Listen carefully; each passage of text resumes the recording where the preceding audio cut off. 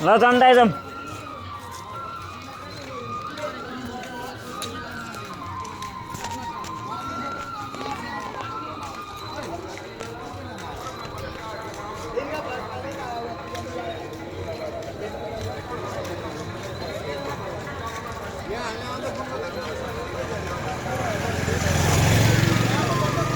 जाउँ विशाललाई मन्दिर घुमेर आउँछ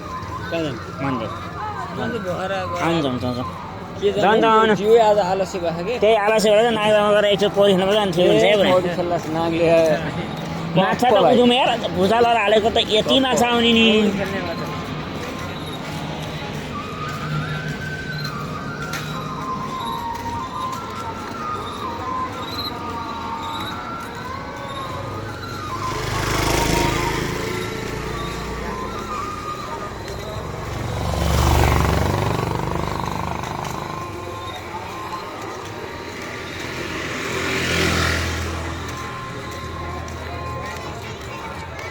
मान्छेहरूले 10 रुपियाँ 30 रुपियाँ गरेर धर पैसा कमाउँछन् है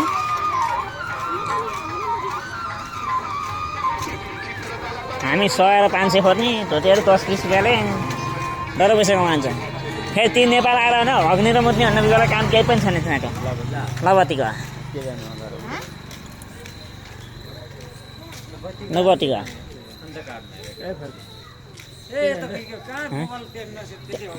त्यहाँ बत्ती देखिन्छ भने पुरा जाउँ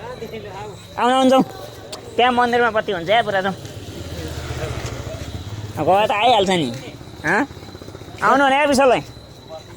बत्ती आउँछ भने आउनु बत्ती गएपछि त त्यहाँ केही हुँदैन यही बत्ती चाहिँ अनलाइन केही हो कि त्यो बत्ती आउँछ जाँदा जाँदा बत्ती आउँछ आउनु अन्त धन्दा छ क्या यस्तोमा जानुहुन्न कि नागले खाएको नि खान्छ पुरा राममा त कहाँ जानुपर्छ यहीँ मन्दिर आयो होला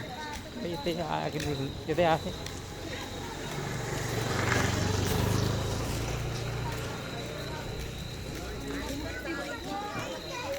अन्धमुक्ति लाग्छ अन्धमुक्तिको अनि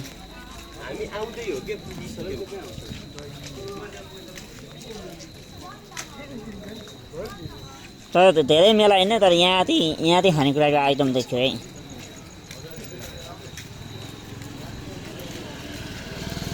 फेरि पनि छ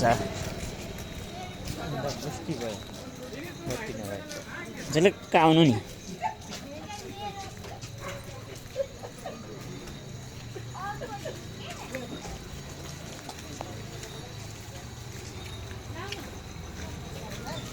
उहाँ अब के अरे बङ्गाललाई त्यसमा अहिले अब पुरै बत्ती गर होइन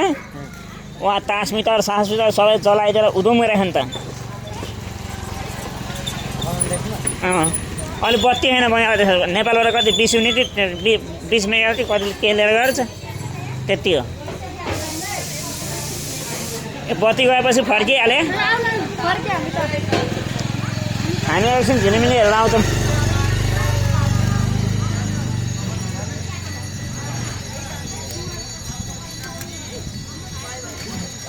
अनि रिसोर्टतिर त छ त फेरि बत्ती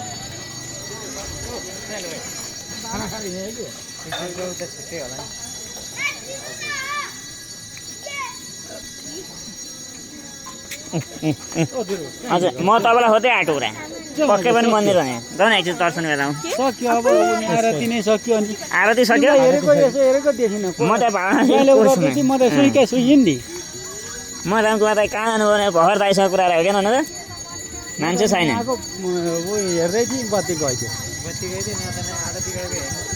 अब आरती नै ठ्याक्क सकेर हिँड्यो ठ्याक्क सिद्धियो नि ऐना त यो हालेको थिएन त है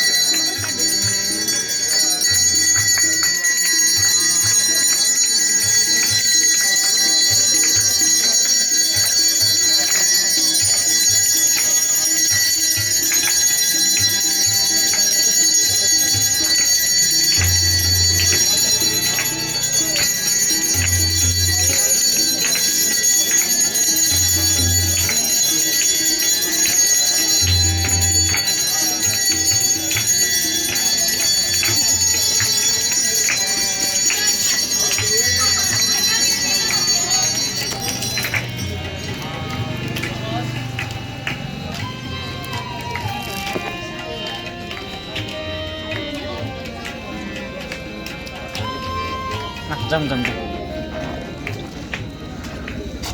बत्ती राति रमाइलो हुनेछ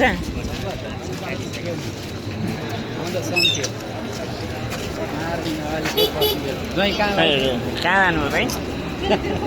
यहीँ उभै हो क्या ए यहाँ त